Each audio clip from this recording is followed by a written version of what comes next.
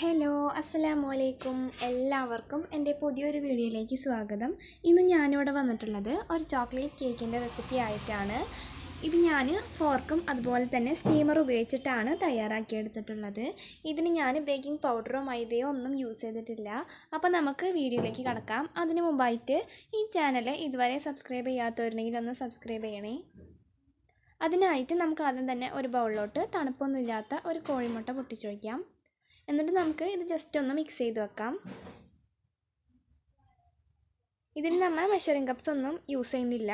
അതിൻ്റെ പേരിൽ നമ്മൊരു ഗ്ലാസ് തന്നെയാണ് ഇതിൻ്റെ അളവ് കപ്പായിട്ട് ഉപയോഗിക്കുന്നത്. അപ്പോൾ നിങ്ങളിൽ ഏത് ഗ്ലാസ്സാണുള്ളത് ആ ഒരു ഗ്ലാസ്സിൽ അര ഗ്ലാസ് അളവിൽ പഞ്ചസാരയും അര ടീസ്പൂൺ വാനില എസൻസും ചേർക്കാം. എന്നിട്ട് നമുക്ക് ഇതുപോലെ ഒരു ഫോർക്ക് ഉപയോഗിച്ച് നന്നായിട്ട് തന്നെ ബീറ്റ് ചെയ്യാം. ചരിച്ച് വെച്ചിട്ട് നിങ്ങൾ ബീറ്റ് ചെയ്തോളൂ. അപ്പോൾ പെട്ടെന്ന് തന്നെ ബീറ്റായി കിട്ടും. അപ്പോൾ നിങ്ങൾ പഞ്ചസാരയ്ക്ക് പകരം പഞ്ചസാരയുടെ പൊടി ചേർത്ത് കഴിഞ്ഞാൽ കുറച്ചും കൂടി എളുപ്പം ബീറ്റായിട്ട് വരും. അപ്പോൾ നിങ്ങൾ വേണമെങ്കിൽ പഞ്ചസാരയുടെ പൊടി ചേർത്തോളൂ. ഇനി നമുക്ക് ഇത് നന്നായിട്ട് തന്നെ ബീറ്റ് ചെയ്തെടുത്തിട്ട് വരാം. ഇപ്പോൾ നമ്മുടെ എഗ്ഗിൻ്റെ ബാറ്റർ നന്നായിട്ട് തന്നെ ബീറ്റായിട്ട് വന്നിട്ടുണ്ട്. ഈ ഒരു കൺസിസ്റ്റൻസിയിലാണ് എനിക്കിത് കിട്ടിയിരിക്കുന്നത്. ഇത്ര തന്നെ മതിയാവും. നമ്മൾ ഈ പഞ്ചസാര അലിയുന്നത് വരെ മാത്രം മിക്സ് ചെയ്തെടുത്താൽ മതി. ഇനി നമുക്ക് ഇതിലോട്ട് പാല് ചേർത്ത് കൊടുക്കാം. ഞാനിവിടെ 5 ടേബിൾ സ്പൂൺ അളവിലാണ് പാല് ചേർക്കുന്നത്. അപ്പോൾ പാല് ചേർക്കുന്ന സമയത്ത് ഒരുപാട് തണുപ്പുള്ള പാലോ അല്ലെങ്കിൽ ഒരുപാട് ചൂടുള്ള പാലോ ഒന്നും ചേർത്ത് കൊടുക്കരുത്.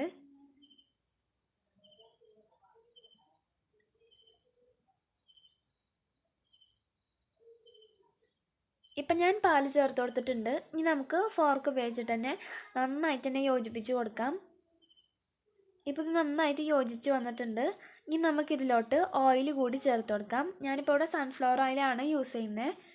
2 ടേബിൾ സ്പൂണാണ് ഞാനിപ്പോൾ ഓയിൽ ചേർത്ത് കൊടുത്തിട്ടുള്ളത്. ഇനി നമുക്ക് നന്നായിട്ട് മിക്സ് ചെയ്യാം. അപ്പോൾ ഓയിൽ ചേർത്തതിന് ശേഷം വല്ലാതെ ഓവറായിട്ട് മിക്സ് ചെയ്യാനും പാടില്ല. എന്നാൽ നമ്മുടെ ഈ ഒരു എഗ് ബാറ്ററായിട്ട് ഓയിൽ നന്നായിട്ട് യോജിച്ച് കിട്ടാൻ വേണം. ആ രീതിയിൽ വേണം മിക്സ് ചെയ്യാൻ. ഇനി നമുക്കിതിൻ്റെ പുറത്ത് ഒരു അരിപ്പ് വെച്ചെടുക്കാം. ഇതിലോട്ട് 1 ടേബിൾ സ്പൂൺ കൊക്കോ പൗഡറും 1/4 സ്പൂൺ അളവിൽ ബേക്കിംഗ് സോഡയും ചേർക്കാം. ഇനി നമ്മൾ നേരത്തെ എടുത്ത ആ ഒരു ഗ്ലാസ്സിൽ തന്നെ 3/4 ഗ്ലാസ് അളവിൽ ഗോതമ്പ് പൊടി കൂടി ചേർത്ത് കൊടുക്കാം. എന്നിട്ട് നമുക്ക് ഇത് നന്നായിട്ട് തന്നെ അരിച്ചെടുക്കാം. അപ്പോൾ ഗോതമ്പ് പൊടി ചേർക്കുന്നതിൻ്റെ പേരിൽ അരിച്ചെടുക്കുക എന്ന് പറയുന്നത് ഒരു നിർബന്ധമുള്ള സ്റ്റെപ്പാണ്. എന്നാൽ നമ്മുടെ കേക്ക് നല്ല രീതിയിൽ ബേക്കായിട്ട് വരുള്ളൂ. ഇപ്പോൾ ഞാൻ നന്നായി അരിച്ചെടുത്തിട്ടുണ്ട്. ഇതിൽ കുറേ തരികൾ കാണുന്നുണ്ട്. അപ്പോൾ ഇത് ഞാൻ കേക്കിലോട്ട് എടുക്കുന്നില്ല. ഇനി നമുക്ക് അതേ ഒരു ഫോർക്ക് ഉപയോഗിച്ചിട്ട് തന്നെ ഒരേ ഡയറക്ഷനിലോട്ടാക്കിയിട്ട് നമ്മുടെ ഈ ഒരു ഡ്രൈ ഇൻഗ്രീഡിയൻസ് മിക്സ് ചെയ്തെടുക്കാം. അപ്പോൾ മിക്സ് ചെയ്യുന്ന സമയത്ത് ഒരുപാട് അങ്ങോട്ടും ഇങ്ങോട്ടൊക്കെ ആക്കിയിട്ട് മിക്സ് ചെയ്യരുത്. അപ്പോൾ അത് ഓവർ മിക്സ് ആയി പോവും. നമുക്ക് കട്ടകളൊന്നും ഇല്ലാത്ത രീതിയിൽ നമ്മുടെ ഈ ഒരു ബാറ്റർ യോജിപ്പിച്ചെടുത്തിട്ട് വരാം. ഇപ്പം ഇത് നന്നായിട്ട് യോജിച്ച് വന്നിട്ടുണ്ട്. ഈ ഒരു കൺസിസ്റ്റൻസിയിലാണ് ഇതിരിക്കുന്നത്. ഇനി നമുക്ക് ഇതൊരു കേക്ക് ടിന്നിലോട്ട് ഒഴിച്ചു കൊടുക്കാം. അപ്പോൾ ഇത് ഞാൻ ബേക്ക് ചെയ്യുന്നത് ഇതുപോലെ ഒരു ഇഡ്ഡലി സ്റ്റീമറിലാണ്. അതിൽ കുറച്ചധികം വെള്ളം ഒഴിച്ചതിന് ശേഷം ജസ്റ്റ് ഒന്ന് പ്രീ ഹീറ്റ് ചെയ്തിട്ട് വരാം.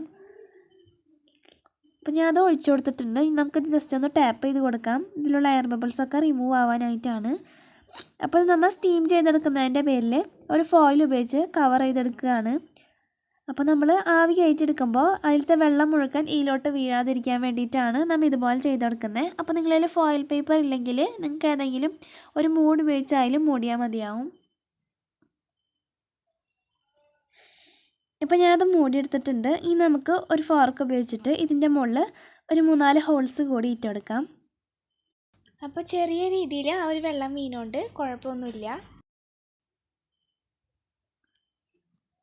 ഇനി നമുക്ക് ഇത് ബേക്ക് ചെയ്തിട്ടെടുക്കാം. അപ്പം ഞാനതിൻ്റെ മുകളിൽ ഒരു പാത്രം കൂടി വെച്ചതിന് ശേഷം അതിൻ്റെ ഉള്ളിലും വെള്ളം ഒഴിച്ച് കൊടുത്തിട്ടുണ്ട്. ഇനി നമുക്ക് നമ്മുടെ കേക്ക് ടിന്ന് ഇതിൻ്റെ മുകളിലോട്ട് ഇറക്കി വെച്ച് കൊടുക്കാം. ഇനി നമുക്കിത് ബേക്ക് ചെയ്തിട്ടെടുക്കാം. മീഡിയം ഫ്ലെയിമിലിട്ടിട്ട് വേണം ഇത് ബേക്ക് ചെയ്തെടുക്കാനായിട്ട്. ഇപ്പം ഞാൻ അത് ബേക്ക് ചെയ്തെടുത്ത് വന്നിട്ടുണ്ട്. 25 മിനിറ്റിനുള്ളിലാണ് എനിക്കിത് റെഡിയായി വന്നത്.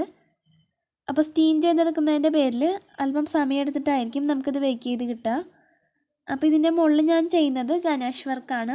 അല്പം ഡാർക്ക് ചോക്ലേറ്റിലോട്ട് 2-3 ടേബിൾ സ്പൂൺ ചൂടുള്ള പാല് കൂടി ചേർത്തതിന് ശേഷം മെൽറ്റ് ചെയ്തെടുത്തിട്ടുള്ളതാണ്. ഇനി നമുക്കിത് ചൂടോട് കൂടി തന്നെ നമ്മുടെ കേക്കിൻ്റെ മുകളിലോട്ട് ഒഴിച്ചു കൊടുക്കാം. അപ്പോൾ ഞാൻ അത് ഒഴിച്ചു കൊടുത്തിട്ടുണ്ട്. ഇനി നമുക്ക് ഒരു സ്പൂൺ ഉപയോഗിച്ചിട്ട് ഇതെല്ലാ ഭാഗത്തോട്ടും എത്തുന്ന രീതിയിൽ ലെവൽ ചെയ്ത് കൊടുക്കാം.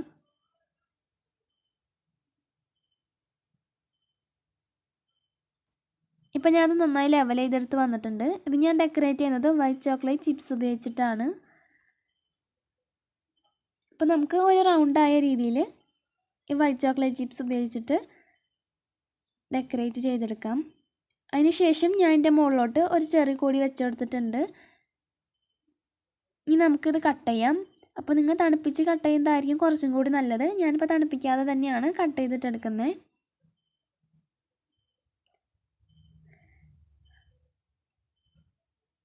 അപ്പോൾ നമ്മുടെ കേക്ക് ഇവിടെ കട്ട് ചെയ്തെടുത്തിട്ടുണ്ട്. നല്ല സോഫ്റ്റ് ആയിട്ടുള്ള കേക്ക് തന്നെയാണ്, നിങ്ങൾക്ക് കാണുമ്പോൾ തന്നെ മനസ്സിലാവുന്നുണ്ടാവും. അപ്പോൾ ബേക്ക് ചെയ്യാൻ അറിയാത്തവർക്കൊക്കെ ട്രൈ ചെയ്യാൻ പറ്റിയ ഒരു നല്ല റെസിപ്പി തന്നെയാണിത്. ഇനി നമുക്ക് ഇത് കട്ട് ചെയ്തിട്ടുള്ളൊരു വ്യൂ കൂടി നോക്കാം. അപ്പോൾ നല്ല സോഫ്റ്റ് ആയിട്ടുള്ള കേക്കാണ്. നിങ്ങൾക്ക് ഈ വീഡിയോ ഇഷ്ടപ്പെട്ടെന്ന് വിചാരിക്കുന്നു. ഇഷ്ടപ്പെട്ടാൽ ലൈക്ക് ചെയ്യുക, ഷെയർ ചെയ്യുക, സബ്സ്ക്രൈബ് ചെയ്യുക. പുതിയൊരു വീഡിയോ ആയിട്ട് കാണാം. അതുവരേക്കും ബൈ ബൈ.